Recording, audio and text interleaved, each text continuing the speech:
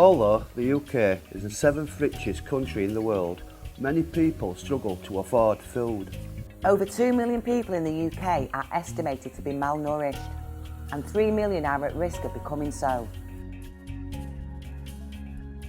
Since 2000, there has been a huge rise in charitable food provisions in the UK, with the biggest increase happening in the last 5 years. Oh, if there weren't such places as these, people would really struggle with no food and stuff. It does help. It lasts a couple of days, but it does help. I went back what do they call it? DWP. Went back there and asked them if they could help, and they said no, you just got to wait for your first lot of money to come through. And then someone said, oh, go and get a food bank voucher. I said, well, where'd you get them from? They said, how do I know? I'm like, well, if you don't know, how do I know? Weren't very helpful in the job centre. Sometimes I can go a couple of days without food, you know what I mean? And sometimes I'll go days and days because the little bit of money I'm getting, I've got to feed my dog. And my dog's more important because I can ask for a sandwich where he can't. I'm Letitia, and I've never used a food bank, but I know a lot of people who have. I'm Martin, and me and my family have had to depend on food banks. Martin and I didn't know that we or anyone else had a right to food. Or that the government is legally required under international human rights law to secure the human right to adequate food for everyone in the UK.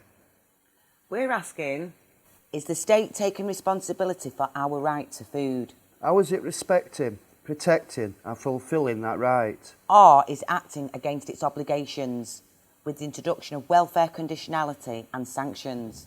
What is the relationship between the state and the charities that provide emergency food? And is anyone being held accountable? We are therefore asking whether the welfare reforms are actually exacerbating food poverty, meaning that the state is not fulfilling its obligation under the right to food.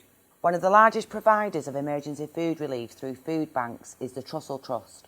We've seen a 19% increase just in the last year, so we fed over 1 million people between 2014 and April 2015. And we attribute that to a number of things, but in particular benefit delays, benefit changes and low income. Lots of people on very unsteady wages, 0 hours contracts, and then people facing difficulties with administrative delays with their benefits as well. I mean, we've always seen that people have been coming because of benefit problems, perhaps changing from one benefit to another. But we're seeing those delays get a lot longer.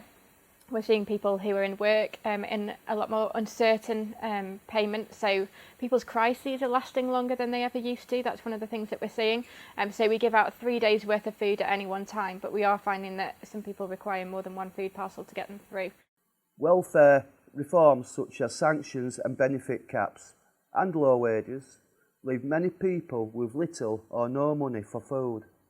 Many households have to prioritise rent and utility bills over food, meaning they do not have the means to obtain adequate food. The state's obligations under the right to food are not just about providing food to people in food poverty. The obligations require the state to remove the obstacles that prevent people from accessing their right to food. This could include the abolition of sanctions, the reinstatement of the welfare safety net, bringing back crisis loans and making sure people know how to get one, giving incentives to local shops to encourage them to sell good quality and nutritional produce, instead of people having to travel to large supermarkets, providing free food for children during school holidays. Several people from the church had a concern for the well-being of children during the summer holidays because it's such a long holiday.